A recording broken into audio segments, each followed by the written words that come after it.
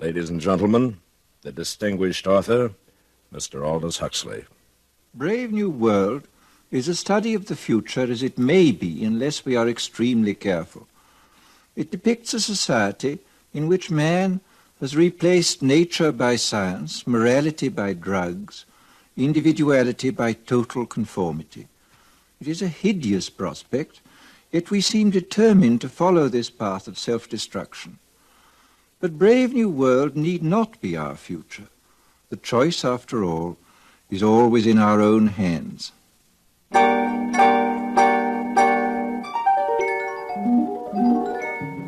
CBS Radio, a division of the Columbia Broadcasting System, and its 217 affiliated stations present the CBS Radio Workshop, radio's distinguished series dedicated to man's imagination, the theater of the mind.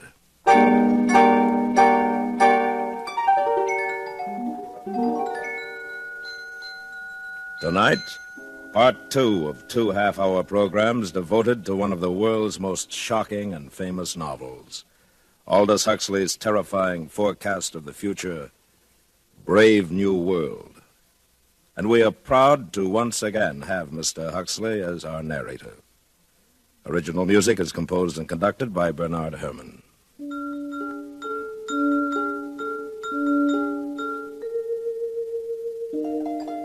This is Aldous Huxley. In the garden outside the London Hatchery and Conditioning Centre, it was playtime. Naked in the warm June sunshine, 600 or 700 little boys and girls were running with shrill yells over the lawns, or playing games, or squatting silently in 2s and 3s among the flowering shrubs. And strolling across the smooth turf came the director of hatcheries and conditioning, followed eagerly by a group of new students. And here we have playtime for our little tots. Notice the games, all carefully constructed to use as many mechanical devices as possible.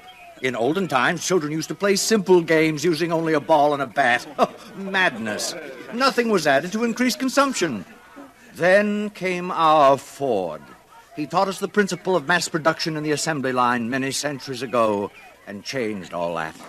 Good morning, Director. Sir, what an unexpected pleasure.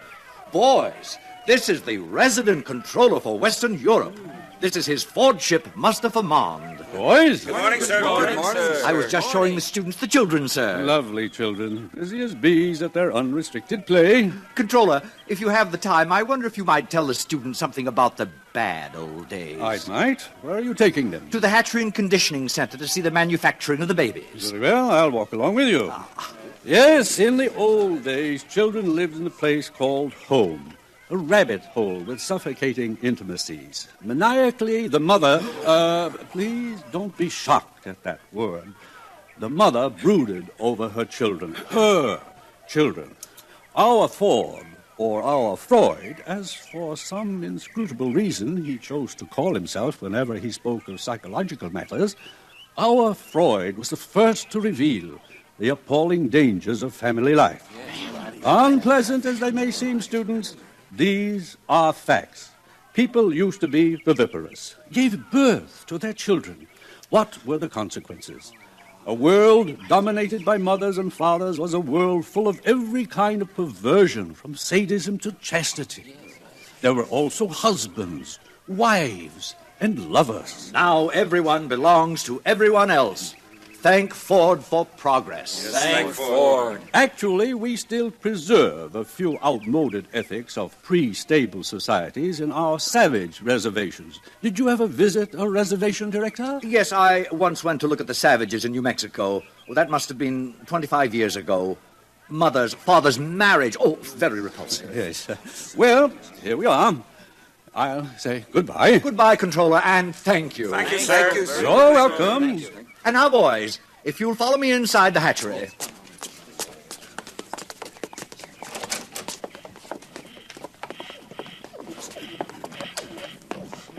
And here we are, a hive of activity. Alpha's superintending, Beta's doing the skilled work, Gamma's in green, busy at routine jobs, and Delta's in khaki, incapable of doing anything except sweeping the floor. Every member of society perfectly content to belong to his predestined caste. Except for a few criminal exceptions. Which reminds me, one of those criminal exceptions is meeting us here at 11. An Alpha Plus, no less. Mr. Bernard Marx. What has he done, sir? What has he done? He refuses to participate in mechanical sports. He is lax. Here he comes now. Good morning, Director. Mr. Marx. You and Lenina Crown returned from the Savage Reservation last night, I understand. Yes, sir. We visited some of the places you told me about last week, Director. In fact, we Silence. Your attention, please. Everyone step this way. If I have interrupted your labors, it is because a painful duty constrains me. This man who stands before you, this Alpha Plus, the highest level of society, has grossly betrayed the trust imposed in him by his heretical views on sports and Soma, by his scandalous refusal to be promiscuous. He has proved himself an enemy of society, a subverter, ladies and gentlemen, of all order and stability, a conspirator against civilization itself. For this reason, I am ordering his immediate transference to a sub-center of the lowest order. In Iceland, he will have small opportunity to lead others astray by his unfordly example. Bernard Marx, can you show any reason why I should not now execute the judgment passed upon you? Yes, I can. What did you say? You told me you visited the Savage Reservation 25 years ago, Director, with a young Beta Minus, I believe. You told me she was lost during a storm, and that you returned without her. I thought perhaps you'd like to see her again. Linda? Thomas! Thomas! Oh, Thomas, it's me. Don't you remember? You're Linda. Oh, I knew I'd recognize you, Thomas. You look just the same. No one ages here.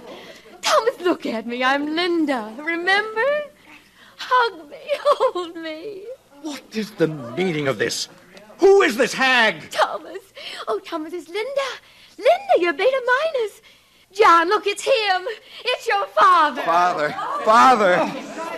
What's the meaning of this disgusting joke? Who is this savage and this dreadful woman? Take them away! It isn't a joke. It's absolutely true. I'm his mother, and you're the father. Father, it's me, John. I'm your son. And now who is guilty of antisocial behavior, Director? No.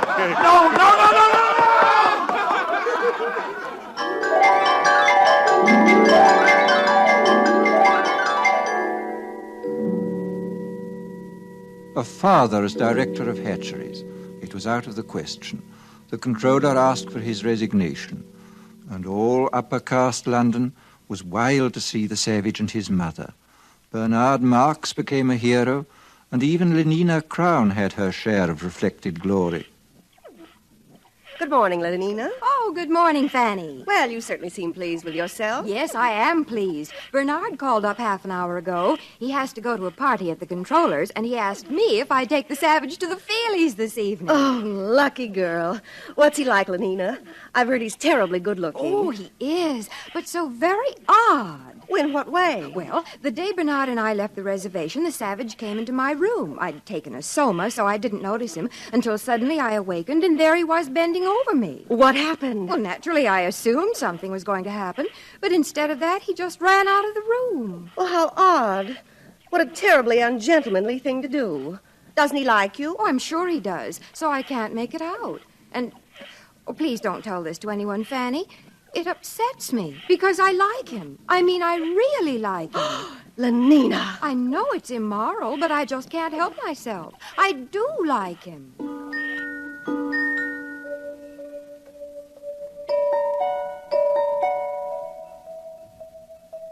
The days passed. Success went fizzily to Bernard's head. His diffidence turned to bumptiousness. His nonconformity was forgotten, and he became completely orthodox. The resident world controller appointed him official escort for the savage and asked him to make regular reports on the young man's reactions to civilization. This Bernard did assiduously.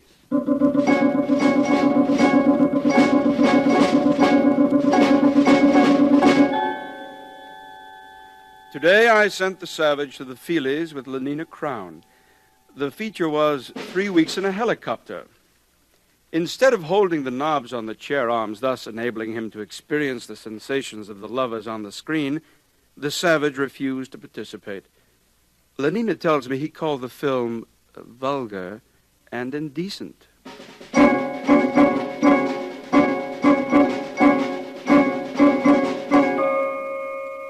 The savage refuses to take Soma and seems most distressed because the woman, Linda, his Mother, remains permanently on summer holiday. In spite of her senility and the extreme repulsiveness of her appearance, the savage frequently goes to see her and appears much attached to her.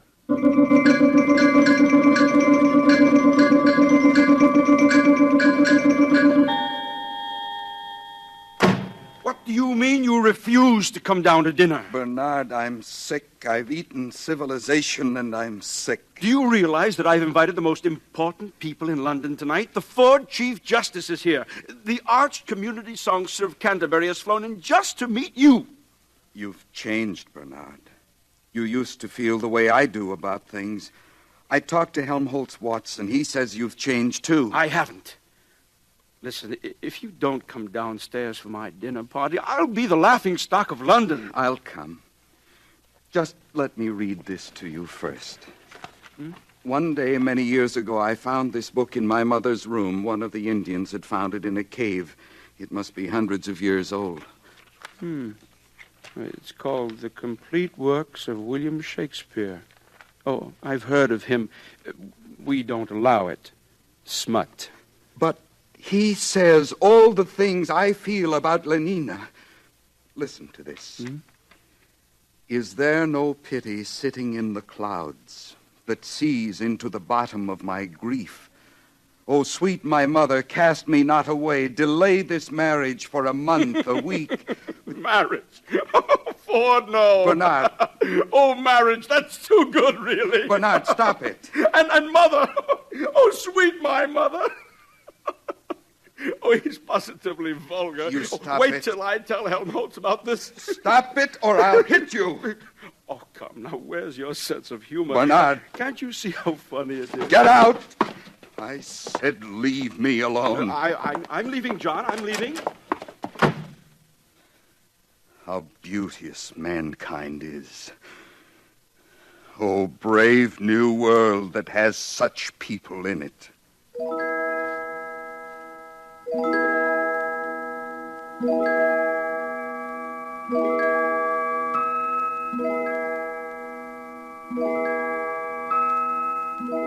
The next morning, a pneumatic young girl, crisply clad in a beta-minus viscose linen suit, stood outside the door of the savage's apartment and somewhat nervously rang the buzzer. What? Lenina? You don't seem very glad to see me, John. Not glad. Oh, if you only knew. May I come in, then? May I kiss your hand, Lenina? My hand? Admired, Lenina. Indeed, the top of admiration, worth what's dearest in the world. I wanted to do something first to show I was worthy of you. What are you talking about? Lenina, tell me something. I'll do anything you tell me, anything at all. I'd sweep the floor if you wanted. But we've got vacuum cleaners here. It isn't necessary. No, of course it isn't necessary. But some kinds of baseness are nobly undergone. I'd like to undergo something noble, just to show you how much I love you, Lenina. Do you mean it, John? Yes, but I hadn't meant to say it, not until I... Listen, Lenina, on the reservation, people get married. Get what? For always. They make a promise to live together for always. What a disgusting idea. Answer me this question, John. Do you really like me or don't you? I love you more than anything in the world. Well, then, why on earth didn't you say so? Come here to me, John. Hug me. Oh, but Lenina... Hug me till you drug me, honey. Kiss me till I'm in a coma. Lenina, what are you doing? No, get away from me. Don't come near me. Hug me, honey. You strumpet. A gran is better than a dad. Get out! But don't you want Get me? out of my sight! John! Before I kill you. Oh, he's mad. He's gone mad. O thou weed, who art so lovely fair and smell'st so sweet that the sense aches at thee. Impudent strumpet, impudent strumpet, impudent strumpet. Hello? Yes, this is Mr. Savage.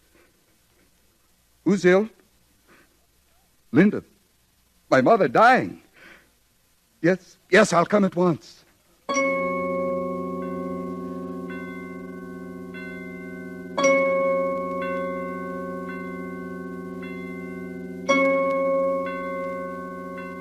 Welcome to the Park Lane Hospital for the Dying. You've come to see someone in the galloping senility ward? Yes. My mother. Oh, how vulgar. You know who I mean. Linda. Oh, yes. Room 43, bed 16. She'll be dying any minute now. This way, please. Is there any hope? Well, of course not. Or else she wouldn't have been sent here. Through these doors.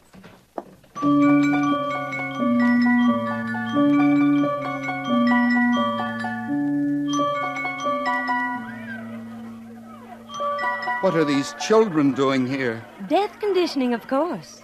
It starts at 18 months. Every tot spends 2 mornings a week in a hospital for the dying. All the best toys are kept here, and they get chocolate ice cream on death days. They learn to take dying as a matter of course. This way. Oh, here we are. Well, I must go. I've got my batch of children coming. Time for their chocolate ice cream.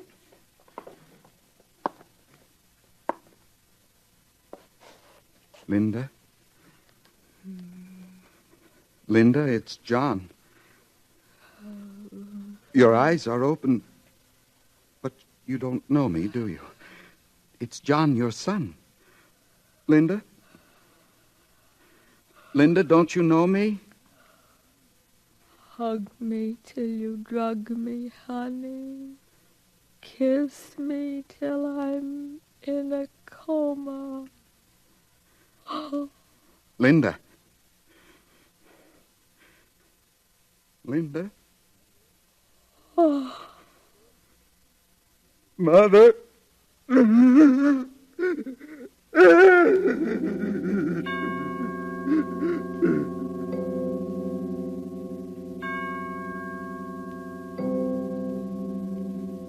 menial staff of the Park Lane Hospital for the Dying consisted of 162 deltas, 84 red-headed female twins, and 78 identical mongoloid male twins.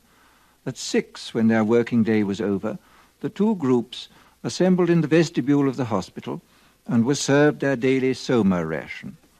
It was into this crowd that the savage walked, so overcome with his grief and his remorse that he did not realize he was shouldering his way into the gathering throng. All right, here it is, soma distribution. In good order, please. Oh, hurry up there. Stand in line for your soma. Linda died because of this. Oh, now don't grab. There's enough for everybody. 1 gram for an evening's delight, 2 for a trip to the gorgeous East, and 4 for a weekend in paradise. How beauteous mankind is. Oh, brave new world that has such people in it. Stop! Stop! Ford is a savage. Listen, I beg you, lend me your ears. Don't take that horrible stuff. It's poison. Mr. Savage, please. The people are waiting. You're slaves, all of you. Don't you want to be men? Don't you want freedom? Freedom? Ford Almighty, call the police. From somewhere behind the milling, angry crowd, Bernard Marx saw the savage. He and his friend Helmholtz Watson had been searching for John. Now they hurried forward. Helmholtz, he's mad. They'll lynch him. Oh, Ford, help us. Ford, help those who help themselves, Bernard. Come on. Where are you going? Come back. It's a fight, a real fight. I've been waiting all my life for this. Man at last. I'll make you free whether you want to be or not. Give me those soma boxes. Sir, Mr. Savage, no. Stop it. Helmholtz, Join me. Yes. Throw the poison pills away. By all means, throw them away. Stop it. Freedom! Be men and be free! Over here, officers, this way. Give them the Throw them away. spray. Freedom! Stand up as men. Win your freedom. Summer spray. Win John, your John. freedom. Take them to the resident controller's office. All right. All right, it's all over. We're all happy now. We're so happy we all love each other, don't we? Oh, yes, we all love each other. Line up for your soma.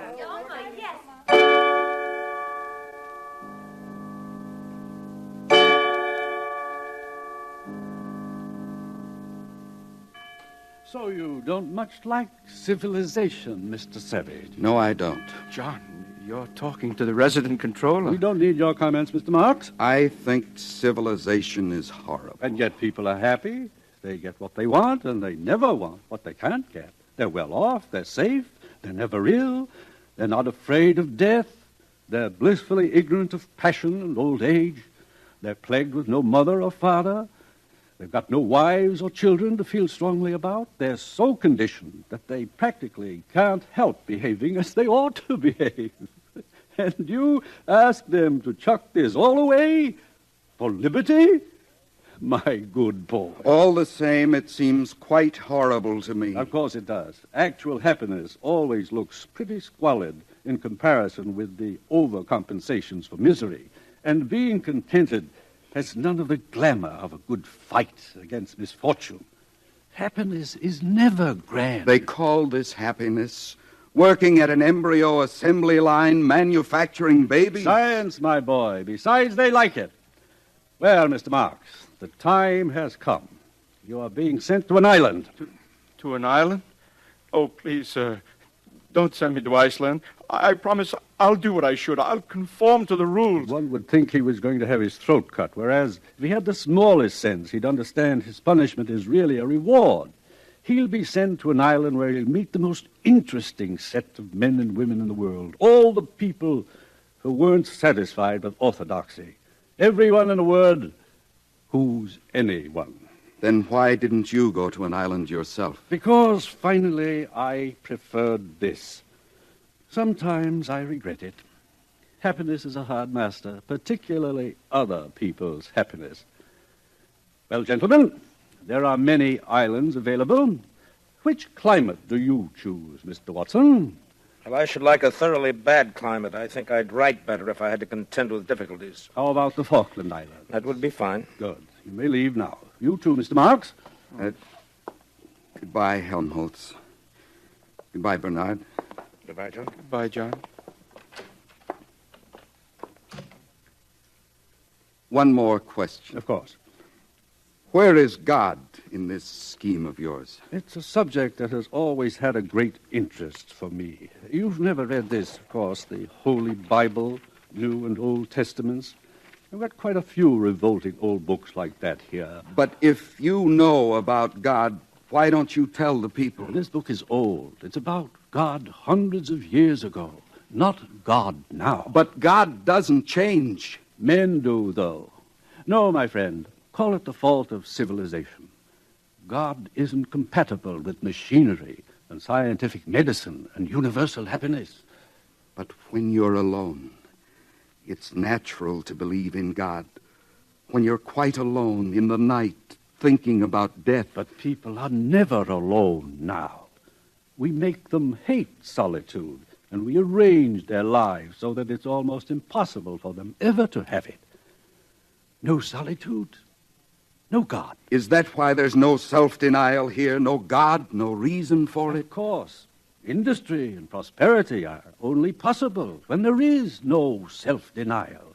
If there were, the wheels would stop turning. But God's the reason for everything noble and fine and heroic. My dear young friend, civilization has absolutely no need for nobility or heroism. You're conditioned so that you can't help doing what you ought to do. And what you ought to do is, on the whole, so pleasant. So many of the natural impulses are allowed free play, that there really aren't any temptations to resist. Anybody can be virtuous now. No temptations, no inconveniences. But I like the inconveniences. We don't. We prefer to do things comfortably. But I don't want comfort. I want God. I want poetry. I want real danger. I want freedom. I want goodness. I want sin. In fact, you're claiming the right to be unhappy. All right. I'm claiming the right to be unhappy. Not to mention the right to grow old and ugly and impotent. The right to have cancer. The right to have too little to eat. The right to live in constant apprehension of what may happen tomorrow. The right to be tortured by unspeakable pains of every kind. I claim them all. You're welcome.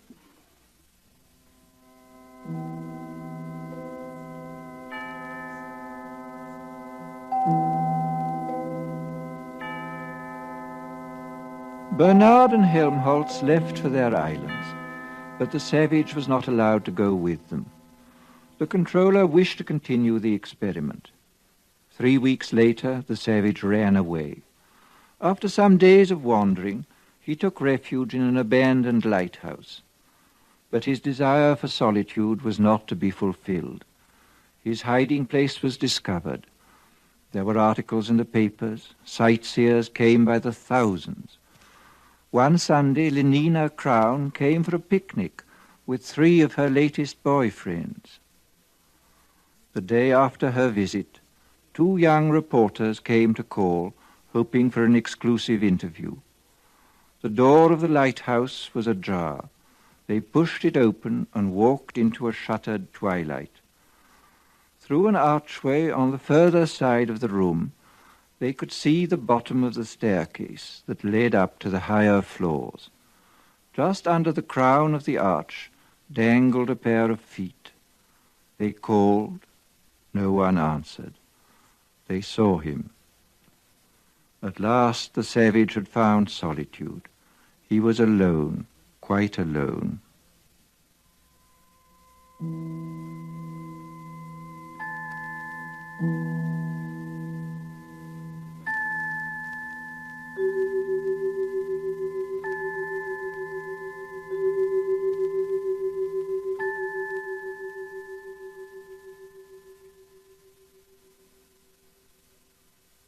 Thus concludes Brave New World by Aldous Huxley.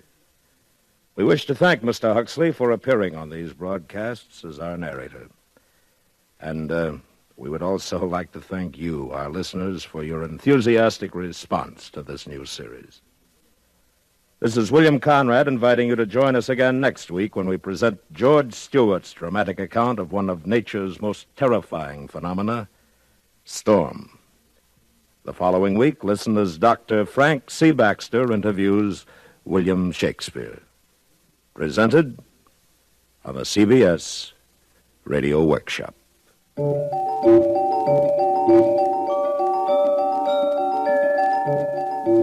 CBS Radio Workshop is produced and directed by William Frug.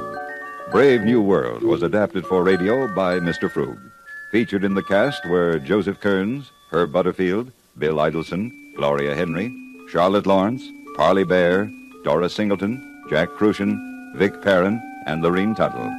Original music composed and conducted by Bernard Herrmann.